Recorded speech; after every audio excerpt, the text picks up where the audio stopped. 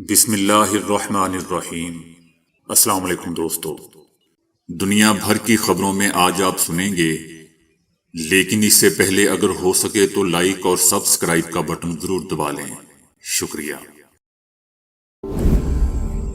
بتایا جا رہا ہے کہ عمران خان اور بشرا بی بی کی عدت کیسز میں بری ہونے کے باوجود اڈیالہ جیل راولپنڈی سے فوری رہائی ممکن نہیں ہے۔ 9 مئی کے 12 کیسز میں اگرچہ عمران خان کی ضمانتیں ہو چکی ہیں، مگر 7 مقدمات کی روبکاریں جیل انتظامیہ کے پاس پہنچ چکی ہیں۔ تاہم سائفر سمیت 5 کیسز کی موصول نہیں ہوئی ہیں۔ جب تک تمام روبکاریں نہیں آ جاتی، عمران خان کی فوری رہائی ممکن نہیں ہے۔ اس کے علاوہ لاہور پولیس نے بھی سانحہ 9 مئی کے 3 مقدمات میں عمران خان کی گرفتاری کا فیصلہ کیا ہے۔ عدالت راولپنڈی نے عمران خان کی گرفتاری ڈالنے کی اجازت دے دی ہے۔ نکاح کے اس فیصلے کے بعد عمران خان قیدی نہیں رہے، ان کا جیل میں سٹیٹس تبدیل ہو چکا ہے۔ عمران خان اب تخریب کاری کے 3 مقدمات میں حوالاتی ہیں۔ تاہم وہ اس فیصلے کے باوجود جیل سے رہا نہیں ہو پائیں گے۔ ان کے خلاف 9 مئی کے 3 کیسز موجود ہیں، جن میں عمران خان کی ضمانتیں منسوخ ہو چکی ہیں۔ دوستو، یاد رہے کہ نکاح کیس میں عمران خان اور بشرا بی بی کی سزا کے خلاف اپیلیں منظور کر کے انہیں باعزت طور پر بری کر دیا گیا ہے۔ عدالت نے عمران خان اور بشرا بی بی کو رہا کرنے کا حکم دیتے ہوئے خاوند مانیکا کی دونوں درخواستیں مسترد کر دی۔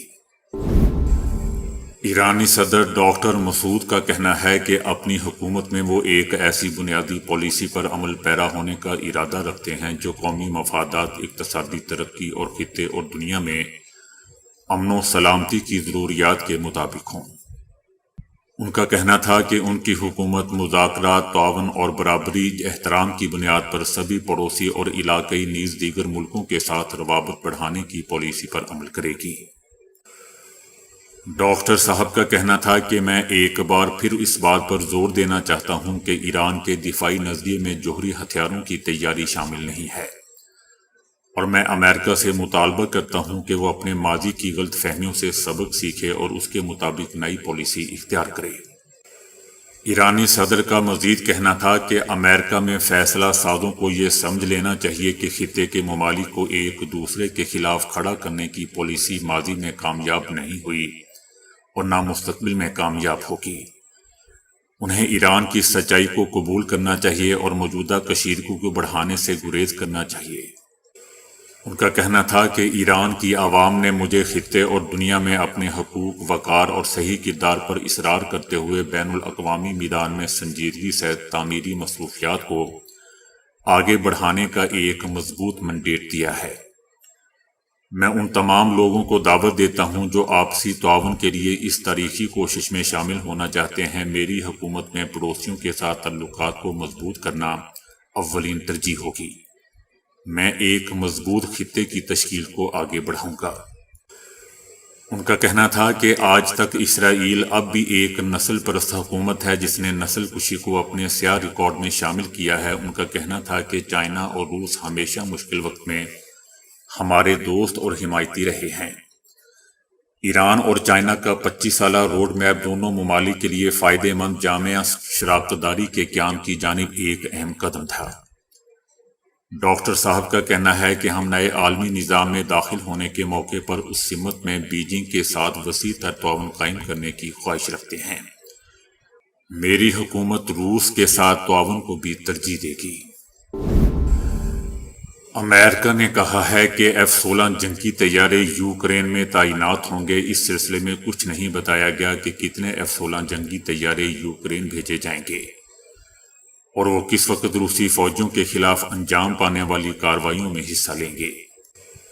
طیاروں کی یوکرین منتقلی انجام پا رہی ہے اور یوکرینی پائلٹ اس سال موسم گرما تک F-16 طیاروں سے پرواز بھریں گے۔ امریکہ کا کہنا ہے کہ یہ ساز و سامان کی ایف کی مدد کریں گے تاکہ وہ فرنٹ لائن محاذ پر اپنے فوجیوں کا دفاع کر سکے، اور اسی طرح وہ یوکرین کی اپنی زمینوں کو واپس لینے کی کوشش میں بھی مدد کریں گے۔ دوسری جانب اسپین کے وزیر اعظم نے نیٹو کے رکن ممالک سے مطالبہ کیا ہے کہ وہ دوہرا معیار اختیار کیے بغیر غزہ اور یوکرین دونوں کے سلسلے میں مساوی طور پر بین الاقوامی قوانین پر عمل کریں۔ ان کا کہنا تھا کہ اسپین کے شہریوں کے لیے یہ بہت اہم ہے کہ وہ یہ سمجھیں کہ ان کی حکومت نہ صرف غزہ اور یوکرین میں بین الاقوامی قوانین کی حمایت کرتی ہے بلکہ اس کا سیاسی موقف اس نے دوہرے معیارات سے اجتناب کیا ہے۔ اسپین کے وزیر اعظم کا مزید کہنا تھا کہ غزہ پٹی مٹی کا ڈھیر بن گئی ہے اور اس کی تعمیر نو جب بھی شروع ہوگی اس میں 10 سال لگ جائیں گے، اور غزہ کے اکثر عوام اپنے گھروں کو چھوڑنے پر مجبور ہو گئے ہیں اور بھرپور قحط اور بھوک مری سمیت انسان دوستانہ بحرانوں نے اس علاقے کو اپنی گرفت میں لے لیا ہے۔ دوستو، یاد رہے کہ اسپین نے مئی کے مہینے میں ناروے اور آئی لینڈ کے ساتھ مل کر فلسطین کو ایک ملک کی حیثیت سے تسلیم کر لیا ہے۔ عمران خان نے نئے انتخابات کروانے کا مطالبہ کر دیا ہے۔ راولپنڈی میں 190 ملین پاؤنڈ کیس کی سماعت کے دوران عمران خان نے نئے انتخابات کروانے کا مطالبہ کر دیا۔ مخصوص نشستوں کے فیصلے سے متعلق سوال کے جواب میں ان کا کہنا تھا کہ اب کیا فائدہ حکومت میں آنے کا، اسٹیبلشمنٹ کو صاف اور شفاف انتخابات کروانے ہوں گے۔ مخصوص نشستیں ملنے کے بعد کسی جوڑ توڑ کا حصہ نہیں بنیں گے۔ ملک بچانا ہے تو واحد راستہ صاف اور شفاف الیکشن ہے۔ آئندہ سال کا بجٹ موجودہ بجٹ سے زیادہ سخت ہوگا۔ عوام پر ٹیکسوں کی بارش کی جا رہی ہے۔ مذاکرات سے متعلق سوال کے جواب میں ان کا کہنا تھا کہ میں مذاکرات کے لیے تیار ہوں، لیکن پہلے ہم سے ڈیل کریں کہ ایک میرے کیسز ختم کریں، دوسرا ہمارے لوگوں کو رہا کریں، تیسرا ہمارا منڈیٹ واپس کریں۔ اگر یہ لوگ ہم سے یہ ڈیل کرتے ہیں تو پھر بات آگے بڑھے گی۔ ان کا کہنا تھا کہ میں نے جنرل باجوہ سے 2 مرتبہ مذاکرات کیے۔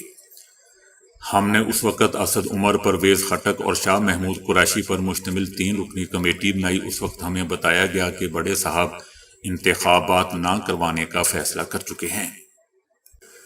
عمران خان کا کہنا تھا کہ سپریم کورٹ کے فیصلے کا خیر مقدم کرتا ہوں۔ فیصلہ مثبت پیش رفت ہے جس سے عوام کو امید ملی ہے۔ اللہ کا شکر ہے کہ سپریم کورٹ کے جج رول آف لا کے لیے کھڑے ہو گئے ہیں۔ رول آف لا میں طاقتور قانون کے نیچے ہوتا ہے۔ ان کا کہنا تھا کہ اسٹیبلشمنٹ اور قاضی فائز عیسیٰ کہاں کھڑے ہیں؟ ہمیں الیکشن ہی نہیں لڑنے دیا گیا، ہمارے امیدواروں کو کاغذات فائل نہیں کرنے دیے گئے۔ قاضی فائز عیسیٰ نے ہم سے ہمارا پارٹی نشان تک چھین لیا۔ ہمارے امیدواروں کو ایک حلقے میں 4 نشانات الاٹ کیے گئے۔ عمران خان کا کہنا تھا کہ نون لیگ ہمیشہ امپائر کو ساتھ ملا کر کھیلتی ہے۔ نواز شریف تصدیق شدہ مجرم اور مفرور ہے، اس کے سارے کیسز کیسے ختم ہو گئے؟ عمران خان کا کہنا تھا کہ چیف جسٹس آف پاکستان قاضی فائز عیسیٰ سے میرا سوال ہے کہ کیا اخلاقی طور پر ان کو میرے کیسز میں بیٹھنا چاہیے؟ جسٹس گلزار کے 5 رکنی بینچ نے کہا تھا کہ قاضی فائز عیسیٰ کو میرے کیسز نہیں سننے چاہیے۔ چیف جسٹس کی اہلیہ کے میرے خلاف بیانات آن ریکارڈ ہیں۔ چیف الیکشن کمشنر کو اگر کوئی شرم ہے تو مستعفی ہو جائے، اس پر آرٹیکل 6 لگنا چاہیے۔ عمران خان کا کہنا تھا کہ 8 فروری کو ڈاکہ نہیں بھولا جا سکتا۔ امریکی کانگریس بھی کہہ رہی ہے کہ فراڈ الیکشن ہوئے ہیں۔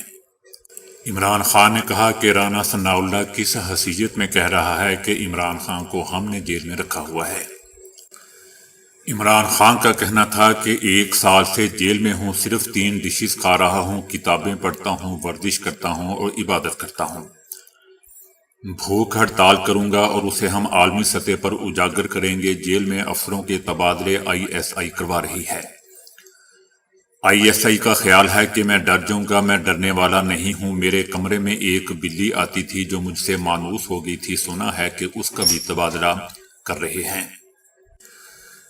پارٹی اختلافات ختم ہونے کے سوال پر عمران خان کا کہنا تھا کہ پارٹی اختلافات ہمارا اندرونی معاملہ ہے، اس کو چھوڑ ہی دیں۔ امریکی صدر جو بائیڈن نے کہا ہے کہ اسرائیل کو غزہ پر قبضہ نہیں کرنا چاہیے۔ غزہ میں جنگ اب ختم ہونی چاہیے اور اسرائیل کو ان علاقوں پر قبضہ نہیں کرنا چاہیے۔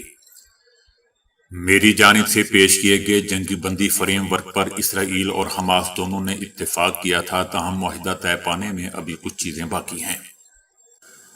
صدر جو بائیڈن کا کہنا تھا کہ مسائل پیچیدہ اور مشکل ہیں اور غزہ سے متعلق معاہدے تک پہنچنے کے لیے ابھی خلا باقی ہے۔ ہم پیش رفت کر رہے ہیں اور رجحان مثبت ہے، اس جنگ کو اب ختم ہونا چاہیے۔ ان کا کہنا تھا کہ جنگ کو ختم کرنے کے لیے ہم پرعزم ہیں، اسرائیل کی جانب سے بعض اوقات تعاون کم ہو رہا ہے، جبکہ دوسری جانب اسرائیلی وزیر اعظم نیتن یاہو کا کہنا ہے کہ ہم جنگ بندی معاہدے کے لیے پرعزم ہیں، تاہم اس کے لیے اسرائیل کی ریڈ لائنز کا احترام کرنا ہوگا۔ غاصب صہیونی رجیم کے میڈیا کی جانب سے گزشتہ روز دوستوں شائع ہونے والے ایک سروے کے مطابق تقریباً 3/4 اسرائیلیوں نے جنگ غزہ کی ناکامی کی وجہ سے موجودہ غاصب صہیونی وزیر اعظم نیتن یاہو سے استعفے کا مطالبہ کیا ہے۔ 72% جواب دہندگان میں سے کہ جنہوں نے نیتن یاہو کے استعفے پر زور دیا ہے، 44% کا خیال تھا کہ نیتن یاہو کو جلد از جلد وزارت عظمیٰ کا عہدہ چھوڑ دینا چاہیے، جبکہ 28% نے کہا کہ نیتن یاہو جنگ غزہ کے ختم ہوتے ہی مستعفی ہو جائیں۔ دوستو یاد رہے کہ اسرائیلی وزیر دفاع نے درخواست کی تھی کہ طوفان الاقصی آپریشن کے سلسلے میں نیتن یاہو کابینہ کی ناکامیوں کی تحقیقات کے لیے ایک مستقل کمیشن تشکیل دیا جائے، اور انہوں نے زور دیتے ہوئے کہا تھا کہ اس طرح کی تحقیقات صرف جنگ غزہ کے خاتمے کے بعد ہی ممکن ہے۔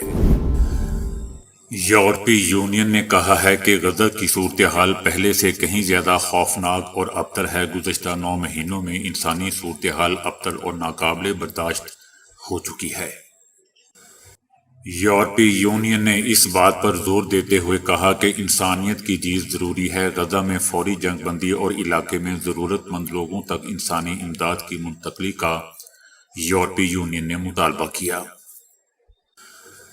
یورپی یونین نے مغربی کنارے میں صہیونی بستیوں کی توسیع کے غاصب صہیونی حکومت کے حالیہ فیصلے پر بھی تنقید کی اور کہا کہ گروپ 7 کے وزرائے خارجہ اسرائیلی کابینہ کے اس اقدام کی مذمت کریں گے جو کہ بین الاقوامی قوانین کے خلاف ہے۔ دوستو یاد رہے کہ گزشتہ 9 مہینوں کے دوران صہیونی حکومت نے غزہ میں بڑے پیمانے پر فلسطینیوں کو شہید کیا ہے اور تمام گزرگاہوں کو بند کر کے انسانی امداد کی آمد کو روکتے ہوئے اس علاقے کو کھنڈرات میں تبدیل کر دیا ہے۔ عمران خان اور بشرا بی بی کے کیس کا تحریری فیصلہ جاری کر دیا گیا ہے۔ عدالت نے تحریری فیصلے میں کہا ہے کہ خاور مانیکا اپنا کیس ثابت کرنے میں ناکام رہے، وہ 6 سال تک خاموش رہے، لہذا پرائیویٹ کمپلینٹ فائل کرنے سے پہلے ہی ان کا رجوع کا حق ختم ہو چکا تھا۔ عدالت نے کہا کہ عمران خان اور بشرا بی بی کے درمیان شادی فراڈ یا بدنیتی کی بنیاد پر نہیں تھی۔ خاور مانی کا موقف تھا کہ پہلا نکاح 1 جنوری 2018 اور دوسرا فروری 2018 میں ہوا۔ فریقین میں سے کسی نے نہیں کہا کہ عمران خان اور بشرا بی بی کا نکاح نہیں ہوا تھا۔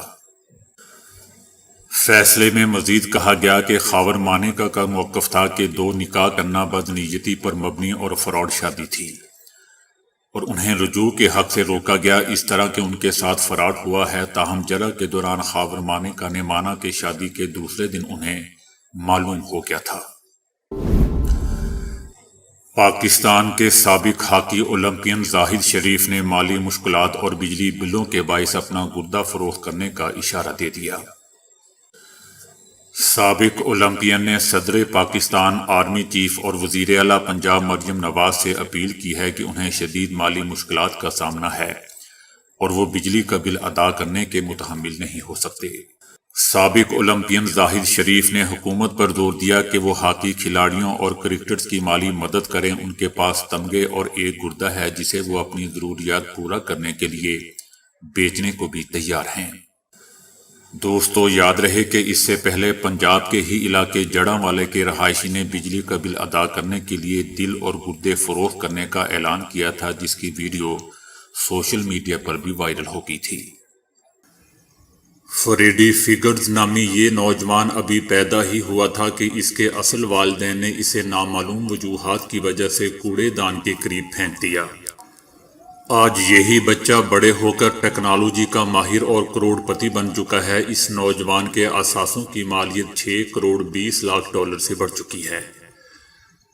فریڈی اپنے سوتیلے والدین کا اب تک شکر گزار ہے جنہوں نے اسے کوڑے سے اٹھا کر اپنی اولاد سے زیادہ پیار سے پالا اور ہر وہ چیز دینے کی کوشش کی جو ان کے بس میں تھی۔ اس نوجوان کے سوتیلے والد نیتھن کی عمر 74 سال اور ان کی والدہ بیٹی میں کی عمر 66 سال تھی جب انہوں نے اسے گود لیا۔ اس امریکی نوجوان نے بی بی سی کو انٹرویو میں بتایا کہ کلاس فیلوز اور اسکول کے ساتھی میرا ماضی یاد دلاتے ہوئے میرا مذاق اڑاتے تھے۔ اس بات کا میرے سوتیلے والد کو پتہ چلا تو انہوں نے بس سٹاپ پر آنا شروع کر دیا تاکہ میری حفاظت کر سکیں۔ امریکی نوجوان نے کہا کہ مجھے شروع سے ہی کمپیوٹرز کا شوق تھا، لیکن اس دور میں ہمارے پاس اتنے پیسے نہیں تھے کہ میں اپنی خواہش پوری کر سکتا۔ لیکن ایک مرتبہ میرے والد ایک خراب کمپیوٹر میرے لیے لے آئے جسے میں نے سخت محنت سے دوبارہ ٹھیک کر دیا۔ نوجوان نے کہا کہ یہی وہ لمحہ تھا جب مجھے پتہ چل گیا تھا کہ مجھے مستقبل میں کیا کرنا ہے۔ اس نوجوان نے 10 سال کی عمر میں کمپیوٹر کوڈنگ سیکھی، 12 سال کی عمر میں انہیں پہلی نوکری ملی، 15 سال کی عمر میں وہ ضلعی انتظامیہ کے لیے کام کر رہا تھا۔ فریڈی جب 17 سال کا ہوا تو ان کے والد الزائمر میں مبتلا ہو گئے۔ وہ اکثر گھر سے باہر نکل جایا کرتے تھے۔ نوجوان کو خدشہ پیدا ہوا کہ اس کے والد کہیں گم نہ ہو جائیں، اس لیے اس نے ان کے جوتوں کے لیے ایسی ڈیوائس تیار کی جس سے ان کی لوکیشن کا پتہ چل جاتا تھا۔ کچھ سال بعد فریڈی کی بنائی ہوئی یہی ٹیکنالوجی 20 لاکھ سے زیادہ ڈالرز میں فروخت ہوئی۔ بعد میں اس نوجوان نے اپنی ٹیلی کمیونیکیشن کمپنی بنائی۔ آج اس کمپنی کی مالیت کروڑوں ڈالر تک پہنچ چکی ہے۔ جرمن ماہرین نے انکشاف کیا ہے کہ پرندے اپنی بہتری کے لیے اپنے رویے، معاشرتی برتاؤ اور دیگر انداز کو تبدیل کرتے رہتے ہیں۔ ان میں سب سے اہم پرندوں کی نقل مکانی ہے اور ایک دوسرے سے سیکھتے بھی ہیں۔ 1920 کے عشرے میں برطانیہ میں گریٹ ٹٹس چڑیاؤں نے دودھ کی بوتل کا اوپری پلاسٹک یا المونیم چادر کھول کر اس پر لگی چکنائی چاٹنی شروع کی تھی۔ اس کے بعد پورے برطانیہ میں چڑیا اس ہنر کی ماہر بن گئی تھی۔ ماہرین نے غذا حاصل کرنے کے لیے نئے طریقوں کو اختراع قرار دیتے ہوئے کہا ہے کہ اس طرح وہ اپنا تبدیل ہوتا ہوا معاشرہ تشکیل دیتی ہیں۔ بسا اوقات ایک پرندہ یہ سکھاتا ہے اور تمام چڑیاں اسے اپنا لیتی ہیں، اس کے بعد تیزی سے یہ رویہ پرندوں کی پوری آبادی میں پھیل جاتا ہے۔ اس اسٹڈی سے یہ بھی معلوم ہوا ہے کہ پرندوں کی آبادی تیزی سے اپنے پرانے رویوں کو بدل لیتی ہے۔ اس تجربے میں جنگل سے پکڑی گئی چڑیاؤں پر بھی تجربات کیے گئے اور انہیں نئے کام سکھائے گئے تو انہوں نے اسے فوری طور پر اختیار کر لیا۔ تو دوستو ابھی کے لیے اتنا ہی۔ ویڈیو کو لائک اور شیئر کرنے کا بہت بہت شکریہ۔